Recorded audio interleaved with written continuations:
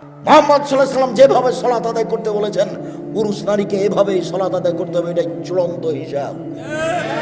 পৃথিবীর কোনো মানুষের সালাত আদায়ের জন্য ব্যতিক্রম কোনো প্রমাণ হবে না। সহিহ হাদিস দ্বারা প্রমাণ পেশ করতে হবে, অন্যথায় যা করেছি ভুল হয়েছে, এখন যা দেখছি বাস্তব সেটাই করতে হবে। আল্লাহু আকবার, আল্লাহু আকবার বলার সময় তো এরকম করতে হবে না। আল্লাহু আকবার। কেন আপনি আঙ্গুলটা এখানে নিয়ে আসলেন? কেন আপনি এরকম করতে গেলেন? কেন আপনি এরকম করলেন কেন? আল্লাহু আকবার। ডান হাতের কবজি বাম হাতের কবজির উপরে রাখেন,